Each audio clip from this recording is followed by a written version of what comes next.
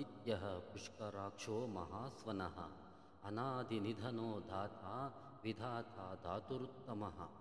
ಸ್ವಯಂಬಹು ಅಂದರೆ ತಾನೇ ತಾನಾಗಿ ಪೂರ್ಣವಾಗಿರುವವನು, ತನ್ನಿಂದ ತಾನೇ ಅವಿರ್ಭೂತನಾಗುವವನು. ನಮ್ಮ ಪೂರ್ಣತೆ ಇನ್ನೊಬ್ಬರು ಕೊಟ್ಟರೆ ಮಾತ್ರ. ಆದರೆ ಭಗವಂತ ಸ್ವಯಂಪೂರ್ಣ. ಭಗವಂತ ಅವತರಿಸಲು ಯಾರು ಕಾರಣ?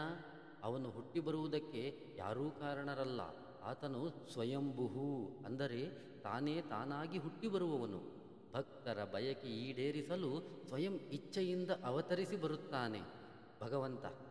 ಜ್ಞಾನದಿಂದ ಜ್ಞಾನದಂತೆ, ದೀಪದಿಂದ ದೀಪದಂತೆ, ಒಂದು ದೀಪದಿಂದ ಇನ್ನೊಂದು ದೀಪ ಹಚ್ಚಿದರೆ ಮೂಲ ದೀಪದ ಪ್ರಕಾಶ ಕಡಿಮೆಯಾಗುವುದಿಲ್ಲ. ಭಗವಂತ ಒಂದು ರೂಪದಿಂದ ಇನ್ನೊಂದು ರೂಪಕ್ಕೆ ಅಭಿವ್ಯಕ್ತ ಆಗುತ್ತಾ ಹೋಗುತ್ತಾನೆ. ಆದರೆ ಮೂಲವೂ ಪೂರ್ಣ, ಮೂಲದಿಂದ ಬಂದ ಅವತಾರವೂ ಪೂರ್ಣ. ಈ ರೀತಿ ಅವತಾರಕ್ಕೆ ಮೊದಲು ಪೂರ್ಣತೆಯಲ್ಲಿದ್ದು ಅವತಾರದಲ್ಲೂ ಪೂರ್ಣನಾಗಿ, ಅವತಾರದ ನಂತರ ಮತ್ತೆ ಹೋಗಿ ಪೂರ್ಣತೆಯಲ್ಲೇ ಉಳಿಯುವುದು ಭಗವಂತ ಸ್ವಯಂಭುಃ. ಶಂಭುಃ ಶಂಭವತಿ ಅಂದರೆ ಆನಂದ ರೂಪ. ಶಂಭವತಿ ಅನೇನ ಎಂದರೆ ಆನಂದ ಕೊಡುವವನು ಎಂದರ್ಥ. ಇಲ್ಲಿ ಶಂ ಎಂದರೆ ಆನಂದ. ಉದಾಹರಣೆಗೆ ಹರಿಹಿ ಓಂ ಶಂ ನೋ ಮಿತ್ರಃ, ಶಂ ವರುಣಃ, ಶಂ ನೋ ಭವತ್ವರ್ಯಮಾ, ಶಂ ನೋ ಇಂದ್ರೋ ಬೃಹಸ್ಪತಿಃ, ಶಂ ನೋ ವಿಷ್ಣುರುರುಕ್ರಮಃ. ಇಲ್ಲಿ ಶಂ ಎನ್ನುವ ಪದವನ್ನು ಆನಂದಮಯ ಎನ್ನುವ ಅರ್ಥದಲ್ಲಿ ಉಪಯೋಗಿಸಲಾಗಿದೆ. ಎಲ್ಲ ಶಾಸ್ತ್ರಗಳು ಭಗವಂತನನ್ನು ಆನಂದಮಯನೆಂದು ಹೇಳುತ್ತವೆ. ಯಾರು ಸ್ವಯಂ ಆನಂದಮಯನೋ, ಯಾರು ಎಲ್ಲರಿಗೂ ಆನಂದವನ್ನು ಕೊಡಬಲ್ಲವನೋ ಅವನು ಶಂಭು. ಆದಿತ್ಯ ಆದಿತ್ಯ ಎಂದರೆ ಅದಿತಿಯ ಮಗ ಎಂಬುದು ಒಂದು ಅರ್ಥ. ಅದಿತಿ ಕಶ್ಯಪ ಮಹರ್ಷಿಯ ಹೆಂಡತಿ ಹಾಗೂ ದೇವತೆಗಳ ತಾಯಿ. ಅದಿತಿಗೆ 12 ಮಂದಿ ಮಕ್ಕಳು. ಅವರನ್ನು ದ್ವಾದಶಾದಿತ್ಯರು ಎಂದು ಕರೆಯುತ್ತಾರೆ. ವಿವಸ್ವಾನ್, ಆರ್ಯಮಾನ್, ಪೂಷನ್, ತ್ವಷ್ಪೃಹು, ಸವಿತೃ, ಭಗ, ಧಾತ, ವಿಧಾತ, ವರುಣ, ಮಿತ್ರ, ಶಕ್ರ, ಉರುಕ್ರಮ. ಇವರೇ ಆ 12 ಮಂದಿ ಆದಿತ್ಯರು. ಈ 12 ದೇವತೆಗಳು ವರ್ಷದ 12 ಮಾಸದ ದೇವತೆಗಳು. ಇವರಲ್ಲಿ ಒಬ್ಬ ಸೂರ್ಯ, ಒಬ್ಬ ವರುಣ, ಮತ್ತೊಬ್ಬ ಮಿತ್ರ, ಮತ್ತೊಬ್ಬ ಇಂದ್ರ. ಹಾಗೆಯೇ ಕೊನೆ ಮಗನೇ ವಾಮನ ರೂಪಿ ವಿಷ್ಣು. ಅವನು ಎಲ್ಲರಿಗಿಂತ ಕೊನೆಗೆ ಹುಟ್ಟಿದರೂ ಆತ ಆದಿಯಲ್ಲಿ ಇದ್ದವನು. ಆದ್ದರಿಂದ ಆತ ಆದಿತ್ಯ. ಅವನು ಅದಿತೀಯ ಅಂದರೆ ಆದಿಯಲ್ಲಿ ಜ್ಞಾನಾನಂದ ಸ್ವರೂಪನಾಗಿದ್ದವ, ಎಲ್ಲಕ್ಕೂ ಕಾರಣಕರ್ತ. ಇಷ್ಟೇ ಅಲ್ಲದೆ ಸೂರ್ಯಮಂಡಲದಲ್ಲಿ ಸನ್ನಿಹಿತನಾಗಿರುವ ಭಗವಂತನನ್ನು ಆದಿತ್ಯ ಎನ್ನುತ್ತಾರೆ. ಪುಷ್ಕರಾಕ್ಷ ಪುಷ್ಕರ ಎಂದರೆ ಕಮಲ, ಅಕ್ಷ ಎಂದರೆ ಕಣ್ಣು. ಪುಷ್ಕರಾಕ್ಷ ಎಂದರೆ ನೀರನ್ನು ಹೀರುವ ಬಳ್ಳಿಯಲ್ಲಿ ಈಗಷ್ಟೇ ಅರಳಿದ ಕಮಲದಂತೆ ಅರಳುಗಣ್ಣು ಉಳ್ಳವನು. ಅರಳುಗಣ್ಣು ಎಂದರೆ ಆನಂದಮಯ ವ್ಯಕ್ತಿತ್ವ. ಭಗವಂತ ಆನಂದಮಯ ಪೂರ್ಣ. ಕಣ್ಣು ಅರಳುವುದು ಆನಂದದ ಜೊತೆಗೆ ಕಾರುಣ್ಯದ ಸಂಕೇತ ಕೂಡ ಹೌದು. ಪುಷ್ಟಿಕರ ನೋಟವುಳ್ಳವನು ಹಾಗೂ ನಮ್ಮನ್ನು ಸದಾ ರಕ್ಷಿಸುವ ಕಾರುಣ್ಯಮೂರ್ತಿ ಭಗವಂತ. ಪುಷ್ಕರಾಕ್ಷ ವೇದಗಳಲ್ಲಿ ಹೇಳುವಂತೆ ಯಾವುದರಲ್ಲಿ ಇಡೀ ಪ್ರಪಂಚ ಹುದುಗಿದೆಯೋ ಅದು ಹುಟ್ಟದವನ ಹೊಕ್ಕುಳಲ್ಲಿ ಹುಟ್ಟಿತು. ಹೊಕ್ಕುಳಲ್ಲಿ ಹುಟ್ಟಿದ್ದು ತಾವರೆ ರೂಪದ ಬ್ರಹ್ಮಾಂಡ. 14 ಎಸಳುಗಳುಳ್ಳ ತಾವರೆ ಅಂದರೆ 14 ಲೋಕಗಳುಳ್ಳ ಈ ಬ್ರಹ್ಮಾಂಡ. ಆದ್ದರಿಂದ ಭಗವಂತ ಪುಷ್ಕರದಲ್ಲಿ ತುಂಬಿರುವ ಅಕ್ಷ, ಪುಷ್ಕರಾಕ್ಷ. ಮಹಾಸ್ವನಃ ಮಹಾ ಎಂದರೆ ಮಹತ್ತಾದ, ಸ್ವನ ಎಂದರೆ ನಾದ. ಎಲ್ಲಕ್ಕಿಂತ ಮಹತ್ತಾದ ನಾದವಾದ ವೇದವನ್ನು ಸೃಷ್ಟಿ ಮಾಡಿದವನು ಮಹಾಸ್ವನ. ಮಹಾ, ಅನು, ಅನ, ಮಹಾಸ್ವನ.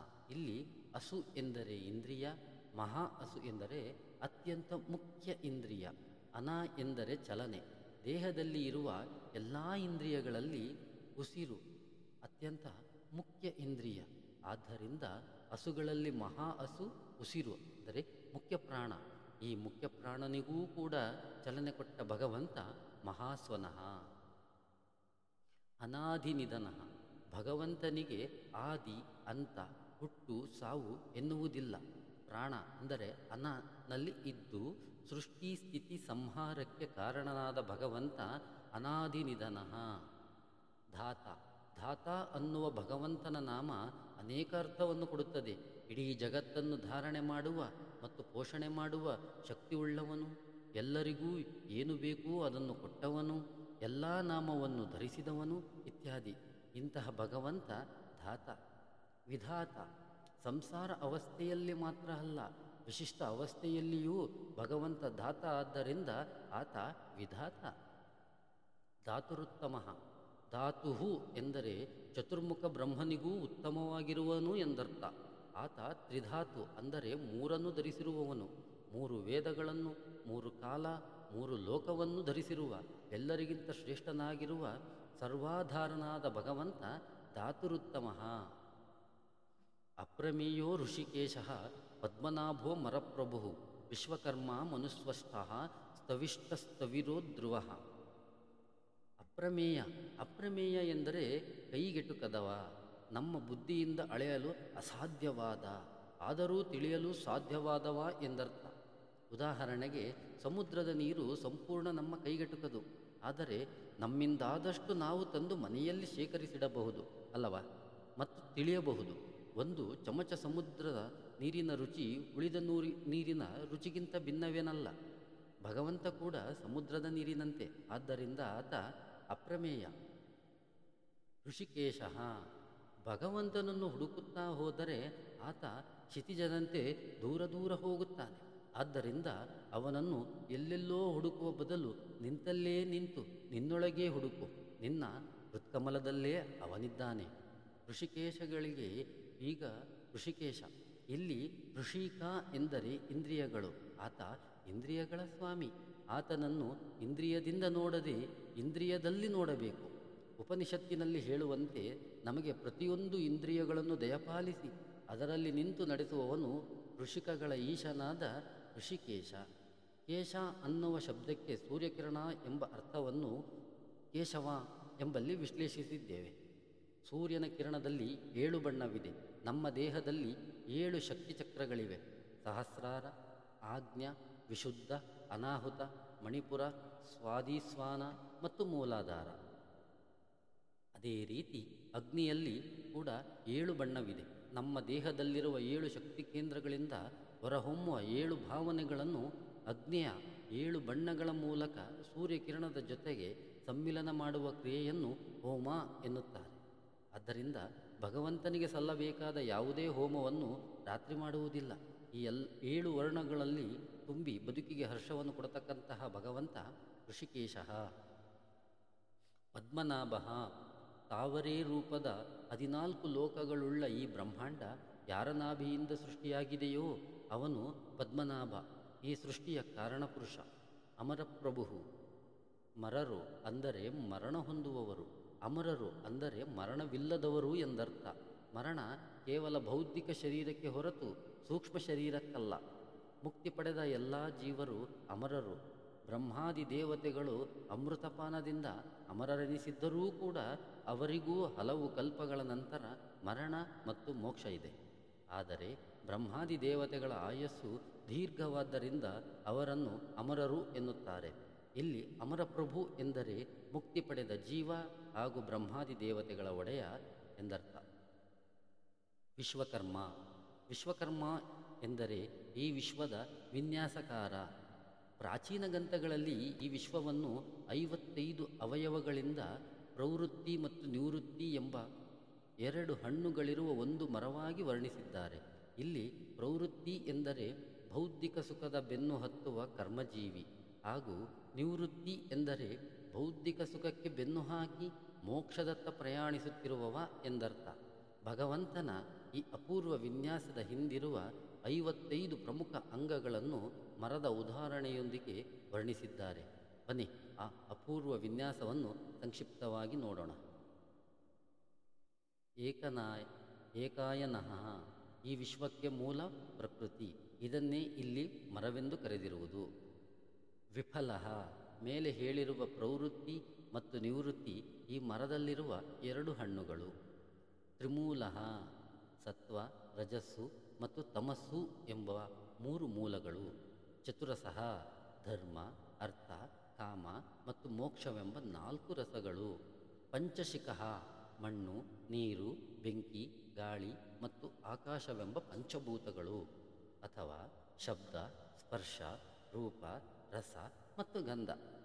ಷಡಾತ್ಮ 6 ಸ್ವಭಾವಗಳಾದ ಮೋಹ, ಶೋಕ, ಕ್ಷುತ್ ಅಂದರೆ ಹಸಿವು, ಪಿಪಾಸು ಬಾಯಾರಿಕೆ, ಜರ ಅಂದರೆ ಅಜ್ಞಾನ ಮತ್ತು ವ್ಯಾಧಿ, ಹಾಗೂ 6 ಬೆಳವಣಿಗೆಯ ಹಂತಗಳಾದ ಅಸ್ಥಿ ಅಂದರೆ ಗರ್ಭ ಪ್ರವೇಶಿಸುವ ಹಂತ, ಜಾಯತೆ ಹುಟ್ಟುವ ಹಂತ, ವರ್ಧತೆ ಬೆಳವಣಿಗೆಯ ಹಂತ, ವಿಪರಿಣಮತೆ ದೇಹ ಬದಲಾವಣೆಯ ಹಂತ, ಅಪಕ್ಷೀಯತೆ ಮುದಿತನ, ಹಾಗೂ ಕೊನೆಯದಾಗಿ ನಶ್ಯತೆ. ಸಪ್ತತ್ವಕ್ 7 ತೊಗಟೆಗಳಾದ ತ್ವಕ್ ಚರ್ಮದ ಹೊರಪದರು, ಚರ್ಮ ಅಂದರೆ ಒಳಚರ್ಮ, ಮಾಂಸ, ರಕ್ತ, ಮೇಧಸ್ಸು, ಮಜ್ಜ ಮತ್ತು ಆಸ್ತಿ. ಅಷ್ಟವಿಟಪಃ 8 ಬಗೆಯ ಜೀವಜಾತಗಳು, ಉದಾಹರಣೆಗೆ ದೇವತೆಗಳು, ರಾಕ್ಷಸರು, ಮಾನವರು, ದಾನವರು ಇತ್ಯಾದಿ. ನವಾಕ್ಷಃ 9 ಪೊಟರೆಗಳಾದ ನವದ್ವಾರಗಳು, ಕಣ್ಣು, ಕಿವಿ, ಮೂಗು, ಬಾಯಿ, ಮಲಮೂತ್ರ ದ್ವಾರ. ದಶಸ್ಪ್ರದಃ 10 ಎಲೆಗಳು, 5 ಜ್ಞಾನೇಂದ್ರಿಯ ಮತ್ತು 5 ಕರ್ಮೇಂದ್ರಿಯಗಳು. ಇಂತಹ ವಾಸ್ತುಶಿಲ್ಪದ ಈ ವಿಶಿಷ್ಟವಾದ ವಿಶ್ವವನ್ನು ವಿನ್ಯಾಸಗೊಳಿಸಿರುವ ಭಗವಂತ ವಿಶ್ವಕರ್ಮ. ಈ ಪ್ರಪಂಚದಲ್ಲಿ ಒಂದು ವಸ್ತುವಿನಂತೆ ಇನ್ನೊಂದು ವಸ್ತುವಿಲ್ಲ. ಭಗವಂತನ ಅದ್ವಿತೀಯ ಅಖಂಡ ವಿನ್ಯಾಸಕ್ಕೆ ಉತ್ತಮ ಉದಾಹರಣೆ ಮನುಷ್ಯನ ಬೆರಳಚ್ಚು. ಒಬ್ಬನ ಬೆರಳಚ್ಚು ಇನ್ನೊಬ್ಬನಿಗಿಂತ ಭಿನ್ನ. ಇದು ಸಾಮಾನ್ಯ ವಿನ್ಯಾಸವಲ್ಲ. ಮೇಲಿನ ಅರ್ಥವಲ್ಲದೆ ಇನ್ನು ಅನೇಕ ಅರ್ಥಗಳನ್ನು ಈ ನಾಮದಲ್ಲಿ ನೋಡಬಹುದು. ವಿಶ್ವ ಅನ್ನುವ ಶಬ್ದಕ್ಕೆ ಎಲ್ಲ ಎನ್ನುವ ಅರ್ಥವಿದೆ. ಆದ್ದರಿಂದ ವಿಶ್ವ ಎಂದರೆ ಸರ್ವಕರ್ಮಗಳ ನಿಯಾಮಕ ಭಗವಂತ. ಪುರಾಣದಲ್ಲಿ ಕಾಣುವ ದೇವಶಿಲ್ಪಿ ವಿಶ್ವಕರ್ಮ. ದೇವಸ್ಥಾನ ಮತ್ತು ಮನೆಯ ವಾಸ್ತು ವಿನ್ಯಾಸವನ್ನು ದೇವಶಿಲ್ಪಿಯ ಒಳಗೆ ನಿಂತು ನಮಗೆ ಕರುಣಿಸಿದ ಭಗವಂತ ವಿಶ್ವಕರ್ಮ. ಮನುಹು ಮನ್ವಂತರಗಳನ್ನು ಮನು ಎಂದು ಕರೆಯುತ್ತಾರೆ. ಮನ್ವಂತರಗಳು 14. ಅವುಗಳೆಂದರೆ ಸ್ವಯಂಭುವ ಮನು, ಸ್ವರೋಷಿಜ ಮನು, ಉತ್ತಮ ಮನು, ತಪಾಸಮನು, ರೈವತಮನು, ಚಕ್ಷುಷಮನು, ದೈವಸ್ವತಮನು, ಸಾವರಣಿಮನು, ದಕ್ಷ ಸಾವರಣಿಮನು, ಬ್ರಹ್ಮ ಸಾವರಣಿಮನು, ಧರ್ಮ ಸಾವರಣಿಮನು, ಮೇರು ಸಾವರಣಿಮನು, ದೇವ ಸಾವರಣಿಮನು, ಇಂದ್ರ ಸಾವರಣಿಮನು. 1 ಮಾನವ ವರ್ಷ ಅಂದರೆ ದೇವತೆಗಳ 1 ದಿನ. ಉತ್ತರಾಯಣ ಹಗಲು ಮತ್ತು ದಕ್ಷಿಣಾಯಣ ರಾತ್ರಿ. 360 ಮಾನವ ವರ್ಷ ಅಂದರೆ ದೇವತೆಗಳ 360 ದಿನ, ಅಂದರೆ 1 ದೇವವರ್ಷ. 1200 ದೇವವರ್ಷ ಇದಕ್ಕೆ ಸಮನಾಗಿದ್ದು ಅಂದರೆ 4,32,000 ಮಾನವ ವರ್ಷ, ಅಂದರೆ 1 ಕಲಿಯುಗದ ಅವಧಿ. 2,400 ದೇವವರ್ಷ ಅಂದರೆ 8,44,000 ಮಾನವ ವರ್ಷ, ಅಂದರೆ 1 ದ್ವಾಪರ ಯುಗದ ಅವಧಿ. 36,000 ದೇವವರ್ಷ ಅಂದರೆ 12,96,000 ಮಾನವ ವರ್ಷ, ಅಂದರೆ 1 ತ್ರೇತಾಯುಗದ ಅವಧಿ. 4,800 ದೇವವರ್ಷ ಅಂದರೆ 17,28,000 ಮಾನವ ವರ್ಷ, ಅಂದರೆ 1 ಕೃತಯುಗದ ಅವಧಿ. 12,000 ದೇವವರ್ಷ ಅಂದರೆ 43,20,000 ಮಾನವ ವರ್ಷ, ಅಂದರೆ 1 ಮಹಾಯುಗ. ಸುಮಾರು 71 ಮಹಾಯುಗ ಅಂದರೆ 1 ಮನ್ವಂತರ. 1 ಮನುವಿನ ವರ್ಷ. 1000 ಮಹಾಯುಗ ಎಂದರೆ 1 ಕಲ್ಪ, ಅಂದರೆ 1 ಬ್ರಹ್ಮದಿನ. 720 ಕಲ್ಪ ಎಂದರೆ 1 ಬ್ರಹ್ಮವರ್ಷ. 1 ಬ್ರಹ್ಮನ ಅವಧಿ 100 ಬ್ರಹ್ಮವರ್ಷ, ಅಂದರೆ 43,20,000. ಇದನ್ನು 1000 ಜೊತೆ ಗುಣಿಸಿ, ಅದನ್ನು 720 ಜೊತೆ ಗುಣಿಸಿ, ಮತ್ತು 100ರ ಜೊತೆ ಗುಣಿಸಿ ಬರುವ ವರ್ಷವೇ ಮಾನವ ವರ್ಷ. ಯಾವುದರ ಮೂಲಕ ಮನನ ಮಾಡುತ್ತೇವೋ ಅವನು ಮನು. ಮನನ ಮಾಡುವುದು ಮಂತ್ರಗಳ ಮೂಲಕ. ಆದ್ದರಿಂದ ಮನು ಎಂದರೆ ಮನುವಿನೊಳಗಿದ್ದು, ಅಂದರೆ ಮಂತ್ರಗಳಲ್ಲಿ ಮತ್ತು ಮನ್ವಂತರಗಳಲ್ಲಿ ಇದ್ದು ಮನುವಾಗಿ ಎಲ್ಲವನ್ನೂ ಬಲ್ಲ ಭಗವಂತ. ತ್ವಷ್ಪ ತ್ವಷ್ಟೃ ಅಂದರೆ ಉಳಿಯಿಂದ ಮರವನ್ನು ಕೆತ್ತುವ ಶಿಲ್ಪಿ ಎನ್ನುವ ಅರ್ಥವನ್ನು ಕೊಡುತ್ತದೆ.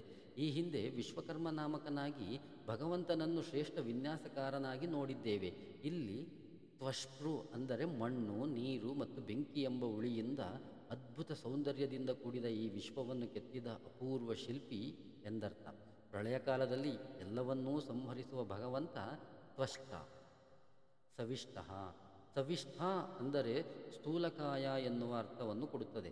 ಭಗವಂತ ವಿವಿಧತೆಯ ವಿಶ್ಪತಿ ಅಂದರೆ ಆಕಾಶದಂತೆ ಸ್ಥೂಲನಾಗಿರುವ, ಅಂದರೆ ಅನಂತ ರೂಪದಲ್ಲಿ ಅನಂತ ವಸ್ತುವಿನಲ್ಲಿ ಅದ್ವಿತೀಯ, ಅನನ್ಯ, ಅನುಪಮ ರೂಪಕನಾಗಿ ತುಂಬಿರುವವನು. ಈ ರೀತಿ ಅಖಂಡವಾಗಿ ಊಹಿಸಲು ಅಸಾಧ್ಯವಾದ ಅದ್ಭುತ ಕಾಯನಾದ ಭಗವಂತ ಸ್ಥವಿಷ್ಟ.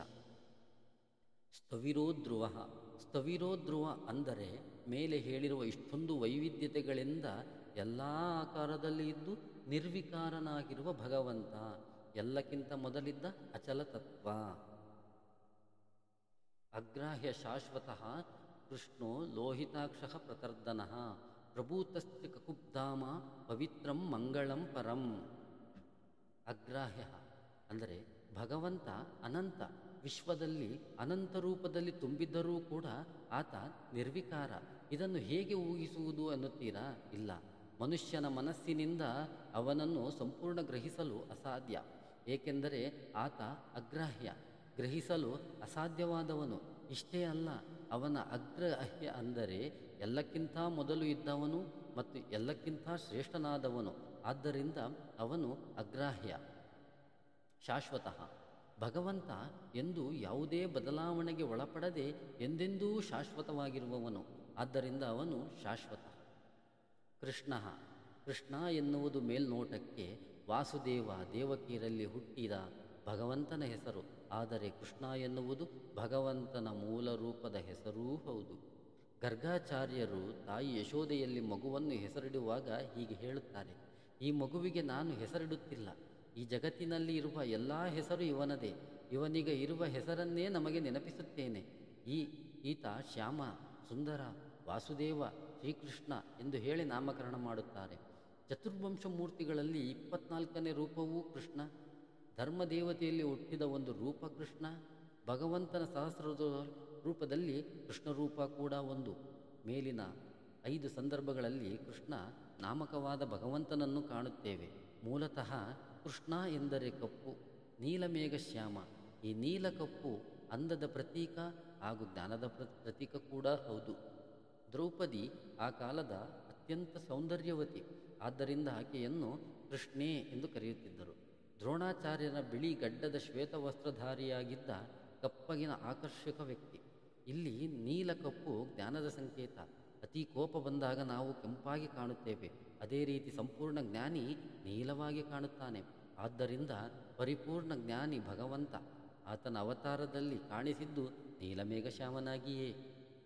ಇದೇ ರೀತಿ ಇನ್ನೂ ಹಲವು ರೂಪದಲ್ಲಿ ಕೃಷ್ಣ ಎನ್ನುವ ನಾಮದ ಅರ್ಥವನ್ನು ಹುಡುಕಬಹುದು. ಕೃಷ್ಣ ಹುಟ್ಟುವ ಮೊದಲು ದೇವಕಿಯ ಗರ್ಭದಲ್ಲಿ ಸಂಕರ್ಷಣ ಅಂದರೆ ಬಲರಾಮ ಇದ್ದ. ಸಂಕರ್ಷಣನನ್ನು ಸಂಕರ್ಷಿಸಿ ಅನಂತರ ದೇವಕಿಯ ಅಷ್ಟಮ ಗರ್ಭದಲ್ಲಿ ಹುಟ್ಟಿದ ಕಾರಣಕ್ಕೆ ಆತನನ್ನು ಕೃಷ್ಣ ಎನ್ನುತ್ತಾರೆ. ಆತ ಹುಟ್ಟಿದ ಮೇಲೆ ಮಾಡಿದ ಪ್ರತಿಯೊಂದು ಕೆಲಸವೂ ಕರ್ಷಣವೇ. ಪೂತನಿ, ಶಕಟಾಸುರ, ಕೇಶಿ, ಕಂಸ ಹೀಗೆ ದುಷ್ಟಶಕ್ತಿಗಳನ್ನೆಲ್ಲವೂ ಕರ್ಷಣೆ ಮಾಡಿದ್ದವ ಕೃಷ್ಣ. ಹೀಗೆ ಜ್ಞಾನಮೂರ್ತಿಯಾದ ಆತ ಹಕ್ಕಿಗಳು, ಹಸುಗಳು, ಗೋಪಾಲಕರು, ಗೋಪಿಕೆಯರು ಹಾಗೂ ಯಮುನಾ ನದಿಯನ್ನು ಕೂಡ ತನ್ನ ಸೌಂದರ್ಯದಿಂದ ಆಕರ್ಷಿಸಿ ಉತ್ಕರ್ಷಣೆ ಮಾಡಿದವ. ಆದ್ದರಿಂದ ಆತ ಕೃಷ್ಣ. ಅರ್ಜುನನ ರಥದಲ್ಲಿ ನಿಂತು 18 ಅಕ್ಷೋಹಿಣಿ ಸೈನ್ಯವನ್ನು ಕರ್ಷಣೆ ಮಾಡಿದ. ಹೀಗೆ ಅಸುರರನ್ನು ನಿಗ್ರಹಿಸಿ ಭೂಭಾರವನ್ನು ಕರ್ಷಣೆ ಮಾಡಿ ಸಜ್ಜನರ ಹಾಗೂ ಧರ್ಮದ ಉದ್ಧಾರಕ್ಕಾಗಿ ಅವತರಿಸಿದ ಭಗವಂತ ಕೃಷ್ಣ. ಇನ್ನು ಕೃಷ್ಣ ಪದವನ್ನು ಒಡೆದರೆ ಕೃಷಿ ನ ಅಂದರೆ ಕೃಷ್ಣ. ಕೃಷಿ ಎಂದರೆ ಭೂಮಿ, ನ ಅಂದರೆ ಬಲ ಅಥವಾ ಆನಂದ. ಆದ್ದರಿಂದ ಕೃಷ್ಣ ಎಂದರೆ ಧರ್ಮವನ್ನು ಬಲಪಡಿಸಲು ಭೂಮಿಯಲ್ಲಿ ಅವತರಿಸಿದ ಆನಂದ ಸ್ವರೂಪ ಈ ಭಗವಂತ. ಲೋಹಿತಾಕ್ಷ. ಲೋಕ ಹಿತ ಅಕ್ಷ ಅಂದರೆ ಲೋಕದ ಹಿತಕ್ಕಾಗಿ ಭಕ್ತರ ಮನೋಭಿಲಾಷ ಪೂರ್ತಿಗಾಗಿ ತಾವರೆಯಂತಹ ಹರಳು ಕಣ್ಣು ಉಳ್ಳವನು ಎಂದರ್ಥ.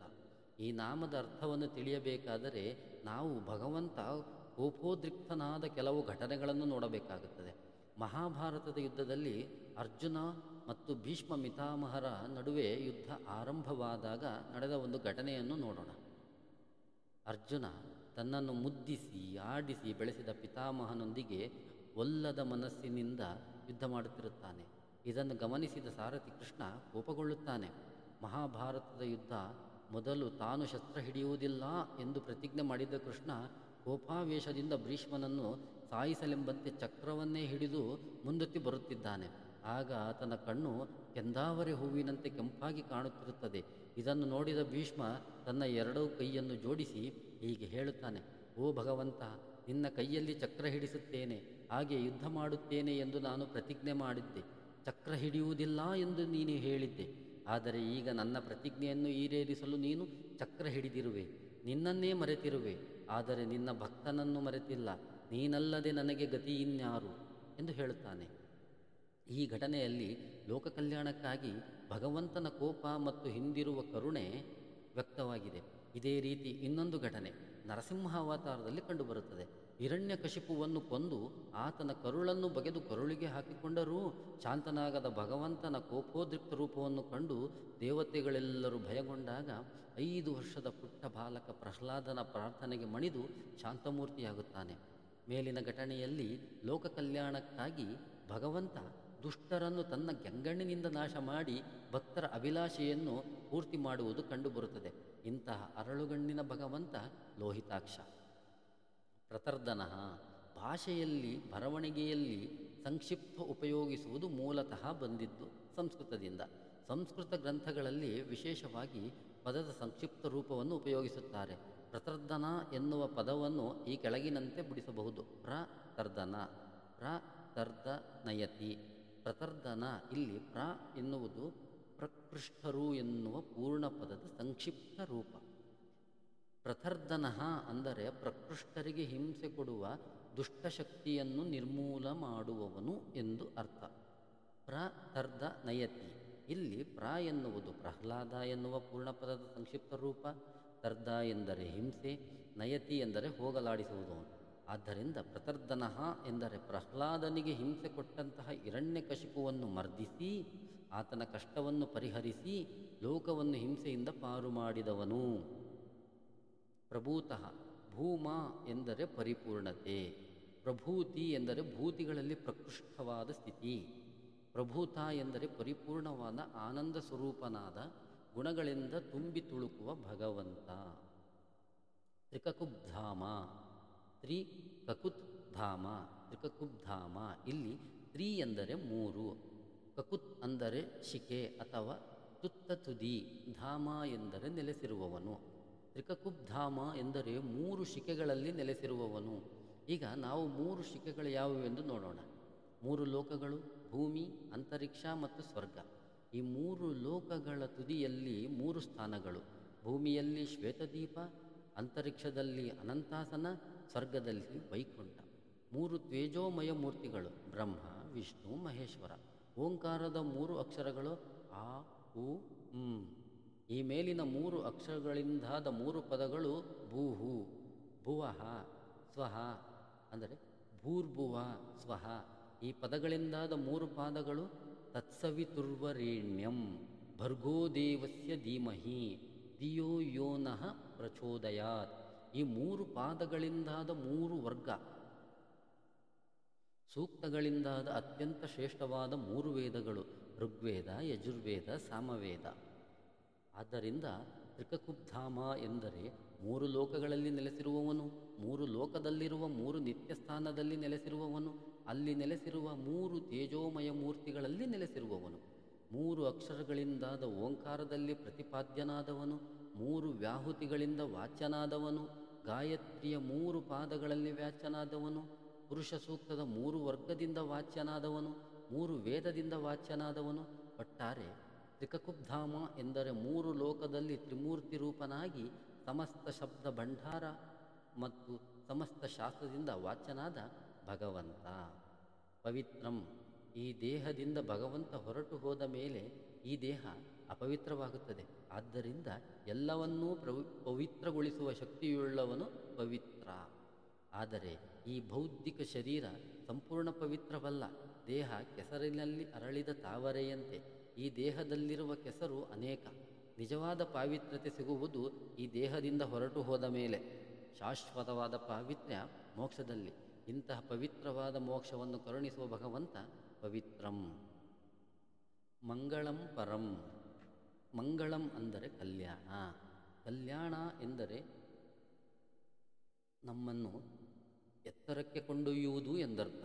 ಸಾಮಾನ್ಯವಾಗಿ ಮದುವೆಗೆ ಕಲ್ಯಾಣ ಎನ್ನುತ್ತಾರೆ. ಮದುವೆಯ ನಂತರ ಧರಿಸುವ ತಾಳಿಯನ್ನು ಮಂಗಳಸೂತ್ರ ಎನ್ನುತ್ತಾರೆ. ಆದರೆ ಎಲ್ಲ ಮದುವೆಯ ಮಂಗಳವಲ್ಲ. ಯಾವ ವಿವಾಹದಿಂದ ಗಂಡು ಮತ್ತು ಹೆಣ್ಣು ಎತ್ತರಕ್ಕೆ ಏರುತ್ತಾರೋ ಅಂತಹ ಮದುವೆ ಮಾತ್ರ ಕಲ್ಯಾಣ. ನಮ್ಮನ್ನು ಅಧಪ್ಪತಕ್ಕೆ ಒಯ್ಯುವ ಮದುವೆ ಅಮಂಗಲ. ಜನಸಾಮಾನ್ಯರು ಸಾಮಾನ್ಯವಾಗಿ ಸಾವನ್ನು ಅಮಂಗಲ ಎಂದು ತಿಳಿಯುತ್ತಾರೆ. ಆದರೆ ಮೋಕ್ಷ ಪ್ರಧಾನವಾದ ಸಾವು ಮಂಗಳ. ಆತ್ಮಹತ್ಯೆ ಅಮಂಗಲ. ತನ್ನೆಲ್ಲ ಕರ್ಮವನ್ನು ಭಗವಂತನಿಗೆ ಅರ್ಪಿಸುವ ಇಹಕರ್ಮ ಮಂಗಲ. ತನ್ನ ಸ್ವಾರ್ಥಕ್ಕಾಗಿ ಮಾಡಿರುವ ಪರಕರ್ಮ ಅಮಂಗಲ. ಕೇವಲ ಮೇಲಕ್ಕೇರುವುದು ಮಂಗಲವಲ್ಲ, ಕೆಳಕ್ಕೆ ಇಳಿಯುವ ದಾರಿಯಲ್ಲಿ ಸಾಗುವುದೂ ಮಂಗಳ. ಅದೇ ಮೋಕ್ಷ. ಆದ್ದರಿಂದ ಭಗವಂತ ಮಂಗಳ ಮತ್ತು ನಮ್ಮನ್ನು ಮಂಗಳದತ್ತ ನಡೆಸುವನು. ಆದ್ದರಿಂದ ಆತ ಮಂಗಳಂ ಪರಂ. ಈಶಾನಃ ಪ್ರಾಣದಃ ಪ್ರಾಣೋ ಜ್ಯೇಷ್ಠಃ ಶ್ರೇಷ್ಠಃ ಪ್ರಜಾಪತಿ. ಹಿರಣ್ಯಗರ್ಭೋ ಭೂಗರ್ಭೋ ಮಾಧವೋ ಮಧುಸೂದನಃ. ಈಶಾನಃ, ಈಶಾ ಎಂದರೆ ನಮ್ಮನ್ನು ನಿಯಂತ್ರಿಸುವ ಪರಮಶಕ್ತಿಗಳು. ಈಶಾನಃ ಅಂದರೆ ಈ ಪರಮಶಕ್ತಿಗಳ ಒಡೆಯ. ಪ್ರಾಣದಃ, ಪ್ರಾಣದಃ, ಪ್ರಾಣದಃ. ಇಲ್ಲಿ ದಹ ಅನ್ನುವ ಪದಕ್ಕೆ ಕೊಡುವವನು ಮತ್ತು ಕಸಿದುಕೊಳ್ಳುವವನು ಎನ್ನುವ ತದ್ವಿರುದ್ಧವಾದ ಎರಡು ಅರ್ಥವಿದೆ. ಪ್ರಾಣದಹ ಅಂದರೆ ನಮಗೆ ದೇಹದಲ್ಲಿ ಪ್ರಾಣಶಕ್ತಿಯನ್ನು ತುಂಬಿ ಇಂದ್ರಿಯಗಳನ್ನು ಕೊಟ್ಟು ಬದುಕಿಗೆ ಬೇಕಾದ ಕಲೆಯನ್ನು ಕೊಡುವವನು, ಕೊನೆಗೆ ಬೌದ್ಧಿಕ ಶರೀರವನ್ನು ಕಸಿದುಕೊಂಡು ಮುಕ್ತಿಯನ್ನು ದಯಪಾಲಿಸುವವನು ಎಂದರ್ಥ. ಅವನೇ ಪ್ರಾಣದಹ. ಪ್ರಾಣ ಪ್ರಾ ಆ ಣ ಪ್ರಾಣ. ಪ್ರ ಎಂದರೆ ಪ್ರಕೃಷ್ಟವಾದ, ದುಃಖ ಸ್ಪರ್ಶವಿಲ್ಲದ, ನಿರ್ದಿಷ್ಟವಾದ. ಆ ಎಂದರೆ ಪರಿಪೂರ್ಣನಾದ. ನ ಎಂದರೆ ಆನಂದಮಯನಾದ ಎಂದರ್ಥ. ಆದ್ದರಿಂದ ಭಗವಂತ ಪ್ರಾಣ. ಇನ್ನು ಆಣ ಅಂದರೆ ವಾಗ್ದೇವಿ. ಆದ್ದರಿಂದ ವಾಗ್ದೇವಿಯಲ್ಲಿ ನೆಲೆಸಿ ಎಲ್ಲ ವಾಣಿಗಳಲ್ಲಿ ಸನ್ನಿಹಿತನಾಗಿದ್ದು ಜಗತ್ತಿನ ಎಲ್ಲ ಚೇಷ್ಟೆಗಳನ್ನು ನಿಯಂತ್ರಿಸುವ ಭಗವಂತ ಪ್ರಾಣ. ಜ್ಯೇಷ್ಠ, ಜ್ಯೇಷ್ಠ ಎಂದರೆ ಹಿರಿಯ. ಎಲ್ಲ ಪ್ರಾಣತತ್ವಗಳನ್ನು ಸೃಷ್ಟಿ ಮಾಡಿ ನಿಯಂತ್ರಿಸುವ ಭಗವಂತ ಜ್ಯೇಷ್ಠ. ಶ್ರೇಷ್ಠ, ಶ್ರೇಷ್ಠತೆ ವಯಸ್ಸಿನಿಂದ ಬರುವುದಲ್ಲ. ಕೆಲವರು ಜ್ಞಾನದಲ್ಲಿ ಶ್ರೇಷ್ಠರು, ಕೆಲವರು ಹಣದಲ್ಲಿ ಶ್ರೇಷ್ಠರು, ಇನ್ನೂ ಕೆಲವರು ಬಲದಲ್ಲಿ ಶ್ರೇಷ್ಠರು. ಈ ರೀತಿ ಎಲ್ಲಿ ಭಗವಂತನ ವಿಶಿಷ್ಟವಾದ ತೇಜಸ್ಸಿನ ಸನ್ನಿಧಾನವಿದೆಯೋ ಅಲ್ಲಿ ಶ್ರೇಷ್ಠತೆ ಇರುತ್ತದೆ. ಇಂತಹ ಶ್ರೇಷ್ಠತೆಯನ್ನು ದಯಪಾಲಿಸುವ ತಂದೆ ಶ್ರೇಷ್ಠ. ಪ್ರಜಾಪತಿ, ಚತುರ್ಮುಖನಿಗೆ ಪ್ರಜಾಪತಿ ಎನ್ನುವ ಅರ್ಥ ಇದೆ. ಅಂತಹ ಚತುರ್ಮುಖನೊಳಗಿದ್ದು ಸಮಸ್ತ ಜೀವಕೋಟಿಯ ಪಾಲನೆ ಮಾಡುವ ಭಗವಂತ ಪ್ರಜಾಪತಿ. ಹಿರಣ್ಯಗರ್ಭ, ಇಲ್ಲಿ ಹಿರಣ್ಯ ಎಂದರೆ ಚಿನ್ನ ಅಥವಾ ಬಂಗಾರ ಅಂತ ಅರ್ಥ. ಈ ಹಿಂದೆ ಬ್ರಹ್ಮಾಂಡವನ್ನು ಕಮಲರೂಪದ ಬ್ರಹ್ಮಮೊಟ್ಟೆ ಎಂದು ವರ್ಣಿಸುವುದನ್ನು ನೋಡಿದ್ದೇವೆ.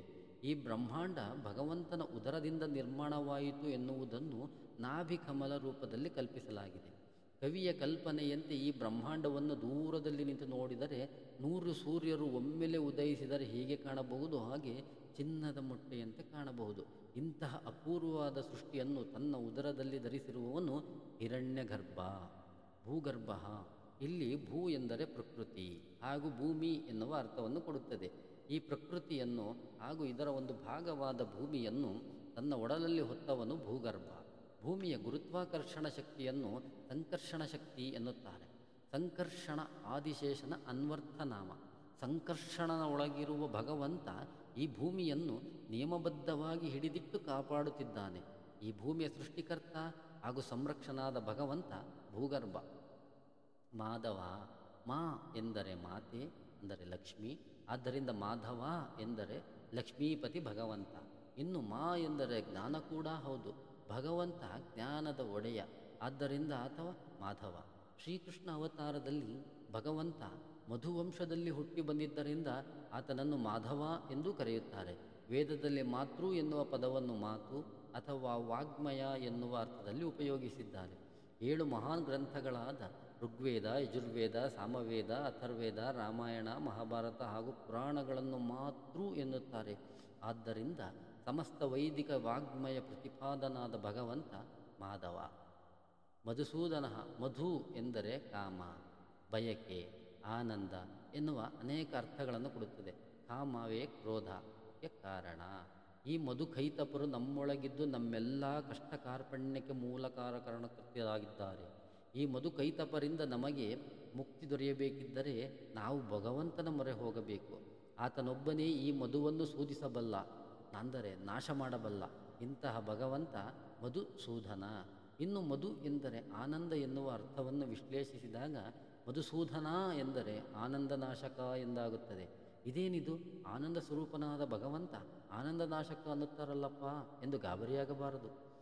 ಧರ್ಮ ಮಾರ್ಗವನ್ನು ಬಿಟ್ಟು ಅಧರ್ಮಿಯಾಗಿ ಮದ ಅಹಂಕಾರದಿಂದ ಸಾಗುವವರ ಆನಂದವನ್ನು ನಾಶ ಮಾಡಿ ಸಜ್ಜನರ ಉದ್ಧಾರ ಮಾಡುವ ಆನಂದರೂಪಿ ಭಗವಂತ ಮಧುಸೂದನ. ಈಶ್ವರೋ ವಿಕ್ರಮೀ ಧನ್ವಿ ವೇದಾಮೀ ವಿಕ್ರಮ ಕ್ರಮಃ ಅನುತ್ತಮೋ ದುರಾದರ್ಶ ಕೃತಜ್ಞ ಕೃತಿರಾತ್ಮವಾನ್.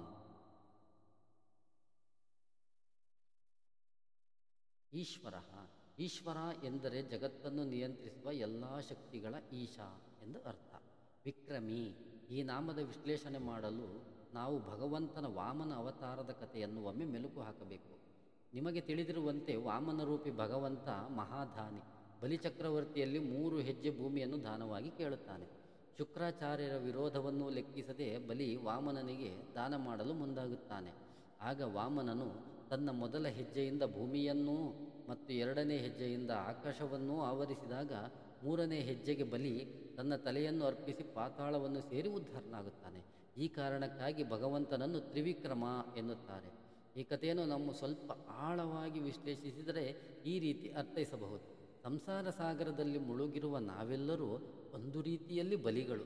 ಭಗವಂತನ ಸಾಕ್ಷಾತ್ಕಾರವಾಗಲು ನಾವೆಲ್ಲರೂ ಮಾನಸಿಕವಾಗಿ ಆಧ್ಯಾತ್ಮಿಕವಾಗಿ ಬಲಿಷ್ಠರಾಗಬೇಕು. ಉಪಾಸನೆಯಲ್ಲಿ ಪ್ರಮುಖವಾಗಿ 3 ಹೆಜ್ಜೆಗಳಿವೆ. ಮೊದಲನೆಯದು ಭಗವಂತನ ಪುಟ್ಟ ಮೂರ್ತಿಯನ್ನು ದೇವರು ಎಂದು ಆರಾಧಿಸುವುದು. 2ನೇ, ಉಪಾಸನೆ ಮಾಡುತ್ತಾ ಭಗವಂತ ಕೇವಲ ಮೂರ್ತಿಯಲ್ಲಿ ಅಲ್ಲದೆ ಇಡೀ ಲೋಕದಲ್ಲಿ ವ್ಯಾಪಿಸಿರುವ ಶಕ್ತಿ ಎಂದು ತಿಳಿಯುವುದು. ಪ್ರಮುಖವಾದ 3ನೇ ಹೆಜ್ಜೆ ಭಗವಂತ ಸರ್ವಾಂತರ್ಯಾಮಿ, ಆತ ನನ್ನೊಳಗೂ ತುಂಬಿದ್ದಾನೆ ಎಂದು ತಿಳಿದು ಆ ಪರಶಕ್ತಿಗೆ ತಲೆಬಾಗುವುದು. ಆಗ ನಮಗೆ ನಿಜವಾದ ಭಗವಂತನ ಸಾಕ್ಷಾತ್ಕಾರವಾಗುತ್ತದೆ ಹಾಗೂ ಭಗವಂತ ನಮ್ಮನ್ನು ಉದ್ಧರಿಸುತ್ತಾನೆ. ಈ ಮೇಲಿನ 3 ವಿಕ್ರಮಗಳಿಂದ ನಮ್ಮನ್ನು ಉದ್ಧರಿಸುವ ಭಗವಂತ ವಿಕ್ರಮಿ. ಧನ್ವಿ ಎಂದರೆ ಧನುರ್ಧಾರಿ, ಅಂದರೆ ಧನುಸ್ಸನ್ನು ಕೈಯಲ್ಲಿ ಹಿಡಿದಿರುವವನು. ಇಲ್ಲಿ ಧನಸ್ಸು ದುಷ್ಟ ನಿಗ್ರಹದ ಸಂಕೇತ. ಧರ್ಮದ ಸಂಸ್ಥಾಪನೆಗಾಗಿ ಕೈಯಲ್ಲಿ ಆಯುಧ ಹಿಡಿದಿರುವ ಭಗವಂತ ಧನ್ವಿ. ಭಗವಂತನಿಗೆ ಯಾವುದೇ ವಿಶೇಷ ಆಯುಧದ ಅಗತ್ಯವಿಲ್ಲ. ಇಲ್ಲಿ ದುಷ್ಕರ್ಮದ ನಾಶಕನಾಗಿರುವ ಭಗವಂತನನ್ನು ಧನ್ವಿ ಎನ್ನುತ್ತಾರೆ. ಮೇಧಾ ಎಂದರೆ ಸ್ಮರಣಶಕ್ತಿ. ಯಾವುದನ್ನು ಕೇಳುತ್ತೇವೋ, ಯಾವುದನ್ನು ಓದುತ್ತೇವೋ ಅದನ್ನು ಶಾಶ್ವತವಾಗಿ ಮಸ್ತಕದಲ್ಲಿಟ್ಟುಕೊಳ್ಳುವುದು. ಮನಸ್ಸು ಬಯಸುತ್ತದೆ, ಬುದ್ಧಿ ನಿಶ್ಚಯವಾಗಿ ಗ್ರಹಿಸುತ್ತದೆ, ಚಿತ್ತ ನೆನಪಿಡುತ್ತದೆ. ಗ್ರಹಿಸಿದ ವಿಷಯವನ್ನು ಶಾಶ್ವತವಾಗಿ ನೆನಪಿನಲ್ಲಿಡುವರು ಮೇಧಾವಿಗಳು. ಭಗವಂತ ಸ್ವತಃ ಮೇಧಾವಿ ಹಾಗೂ ನಮಗೆ ಚಿತ್ತವನ್ನು ಕರುಣಿಸುವವ. ವಿಕ್ರಮ ಎಂದರೆ ಕ್ರಮವಿಲ್ಲದವನು. ಅಂದರೆ ಭಗವಂತನು ಯಾವುದೇ ಕ್ರಮದ ನಿರ್ಬಂಧಕ್ಕೆ ಒಳಗಾಗಿಲ್ಲ. ಆತ ನಡೆದಾರುವ ದಾರಿಯೆಲ್ಲವೂ ನಮಗೆ ಕ್ರಮ. ಮೇಲೆ ಹೇಳಿದಂತೆ ಭಗವಂತ ವಿಕ್ರಮ. ಆತ ನಿರ್ಮಿಸಿದ ಈ ಸೃಷ್ಟಿ ಸಂಪೂರ್ಣ ಕ್ರಮಬದ್ಧವಾಗಿದೆ. ಪ್ರತಿಯೊಂದು ಗ್ರಹದ ಚಲನೆಗೆ ಗಣಿತಬದ್ಧವಾಗಿದೆ. ಯಾವಾಗ ಗ್ರಹಣವಾಗಿದೆ, ಯಾವಾಗ ಗ್ರಹಣವಾಗುತ್ತದೆ ಎನ್ನುವುದನ್ನು ಕರಾರುವಕ್ಕಾಗಿ ಗಣಿತದಿಂದ ತಿಳಿಯಬಹುದು. ಇಂತಹ ಕ್ರಮಬದ್ಧವಾದ ಸೃಷ್ಟಿಯ ಕರ್ತನಾದ ಭಗವಂತ ಅನುತ್ತಮ. ಭಗವಂತನ ಹೆಜ್ಜೆ ಆನೆಯ ಹೆಜ್ಜೆಯಂತೆ. ಇತರ ಎಲ್ಲ ಹೆಜ್ಜೆಗಳು ಅದರ ವ್ಯಾಪ್ತಿಯ ಒಳಗೇ ಸೀಮಿತ.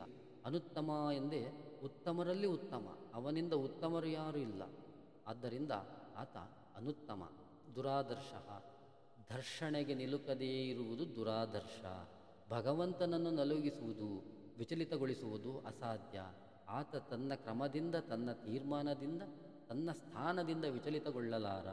ಇಂತಹ ಭಗವಂತ ದುರಾದರ್ಶ. ಕೃತಜ್ಞ. ಮೇಲಿನ ಕೆಲವು ನಾಮಗಳಲ್ಲಿ ನಾವು ಭಗವಂತನಿಗೆ ಕ್ರಮವಿಲ್ಲ, ಅವನ ಕ್ರಮವನ್ನು ಯಾರೂ ಮೀರಲಾರರು, ಅವನು ಅನುತ್ತಮ, ದುರಾದರ್ಶ ಇತ್ಯಾದಿ ಅರ್ಥಗಳನ್ನು ನೋಡಿದೆವು. ಈಗ ನಮ್ಮಲ್ಲಿ ಒಂದು ಪ್ರಶ್ನೆ ಇದೆ. ಭಗವಂತ ಏಕೆ ಪಕ್ಷಪಾತಿ? ಒಬ್ಬ ಬಡವ, ಒಬ್ಬ ಶ್ರೀಮಂತ, ಒಬ್ಬರಿಗೆ ಸುಖ, ಇನ್ನೊಬ್ಬರಿಗೆ ದುಃಖ, ಏಕೆ ಹೀಗೆ? ಈ ಪ್ರಶ್ನೆಗೆ ಉತ್ತರವೇ ಕೃತಜ್ಞ ನಾಮದ ಅರ್ಥ. ಕೃತಜ್ಞ ಎಂದರೆ ಏನನ್ನೂ ಮರೆಯದೆ ಮರಳಿ ಕೊಡುವವನು ಎಂದರ್ಥ. ನಾವು ಏನನ್ನು ಮಾಡಿದ್ದೇವೋ ಆ ಕರ್ಮ ಫಲಗಳು ಆಗಿ ಫಲವನ್ನು ಕೊಡುವವನು ಭಗವಂತ ಕೃತಜ್ಞ. ಕೃತಿ ಭಗವಂತನ ಜ್ಞಾನ, ಬಲ, ಕ್ರಿಯೆ ಎಲ್ಲವೂ ಆತನ ಸ್ವರೂಪ. ವಿಶ್ವವನ್ನೆಲ್ಲ ನಿರ್ಮಿಸಿದ ಕ್ರಿಯಾ ಸ್ವರೂಪ ಭಗವಂತ ಕೃತಿ. ಆತ್ಮವಾನ್, ಆತ್ಮದ ಸ್ಥೂಲವಾದ ಅರ್ಥ ಶರೀರ. ಭಗವಂತನಿಗೆ ಮಣ್ಣು, ನೀರು ಮತ್ತು ಬೆಂಕಿಯಿಂದಾದ ಒಂದು ದಿನ ಬಿದ್ದು ಹೋಗುವ ಶರೀರ ಅಥವಾ ಆಕಾರವಿಲ್ಲ. ಅವನ ವಿಶ್ವಾಕಾರ. ಆತ ಯಾವ ರೂಪದಲ್ಲಿ ಕೂಡ ಕಾಣಿಸಿಕೊಳ್ಳಬಲ್ಲ. ಅಜ್ಞಾನ ಆತನ ಸ್ವರೂಪ. ಎಲ್ಲರ ಆತ್ಮರ ತಂದೆಯಾದ ಭಗವಾನ್ ಆತ್ಮವಾನ್.